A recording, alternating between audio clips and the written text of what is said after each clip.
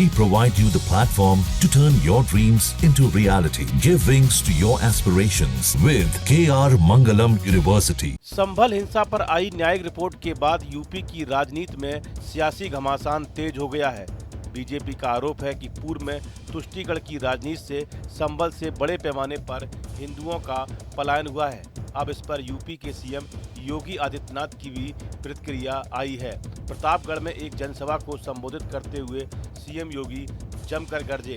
उन्होंने विपक्षी दलों पर जोरदार हमला बोला और राज्य में विकास, सुरक्षा और कानून व्यवस्था की नई तस्वीर पेश की। संभल दंगों पर न्यायिक आयोग की रिपोर्ट का हवाला देते हुए पूर्ववर्ती सरकार की नीतियों को कटघरे में खड़ा किया। सीएम योगी ने कहा कि सपा और कांग्रेस की सरकारों के दौरान हिंदुओं को चुन चुनकर निशाना बनाया गया था और दंगे कराकर कई इलाकों को हिंदू विहीन करने की कोशिश की गई थी। लेकिन अब डबल इंजन की सरकार में ऐसे लोगों को प्रदेश से पलायन करना पड़ेगा। आपने कल देखा होगा न्यूज़पेपरों में, आज के न्यूज़पेपर में और कल के विजुअल मीडिया और सोशल मीडिया रंगे हुए थे। संभल में 24 में वहां पर जिस प्रकार का दंगा करने की एक साजिश हुई थी, उस दंगों की साजिश का कल जो कमीशन, न्यायिक कमीशन बना था, न्यायिक कमीशन ने अपनी रिपोर्ट दी है और न्यायिक कमीशन की उस रिपोर्ट के कुछ अंश सामने आए हैं।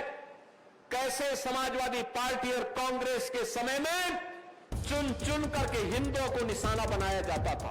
सीएम योगी ने कहा कि संभल रिपोर्ट में साफ सामने आया है कि पहले के शासनकाल में योजनाबद्ध तरीके से दंगे कराए जाते थे। हिंदुओं को निशाना बनाकर उनके पलायन की साजिश होती थी। लेकिन आज प्रदेश दंगा मुक्त हो चुका है।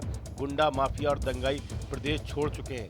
उन्होंने यह भी कहा कि अब उत्तर प्रदेश तुष्टीकरण की राजनीति से बाहर निकलकर संतुष्टीकरण और सशक्तिकरण की ओर आगे बढ़ रहा है। उन्होंने चेतावनी भरे लहजे में कहा कि अगर किसी बेटी या व्यापारी की सुरक्षा पर किसी ने सेंध डाली तो याद रखना अगले चौराहे पर यमराज उसका इंतजार कर रहे होंगे। बेटियों को दहेज लोभियों का शिकार न होने पड़े, इसके लिए हमारी सरकार पूरी प्रतिबद्धता से काम कर रही है।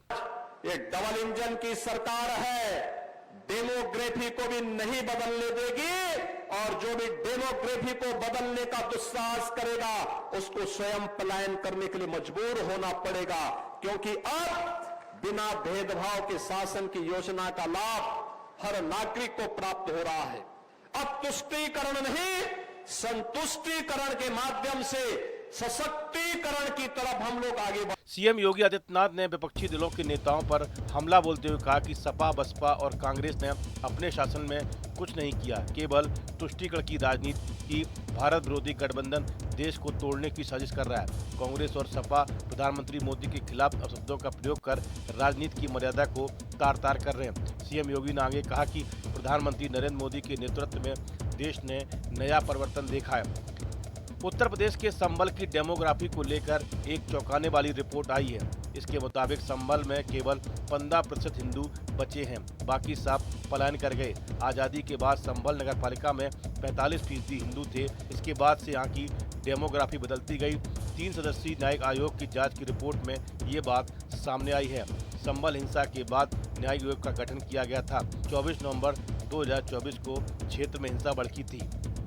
इस वीडियो में फिलहाल इतना ही। आप बने रहिए न्यूज नेशन के डिजिटल प्लेटफॉर्म के साथ। जहां भक्ति है हर शब्द में, कथाओं में छिपे हैं दिव्य रहस्य और ज्योतिष देता है जीवन को दिशा। धर्म से जुड़ी हर बातों को जानने के लिए हमारे चैनल स्तुति को सब्सक्राइब करें। चैनल पर जाने के लिए इस लिंक पर क्लिक करें।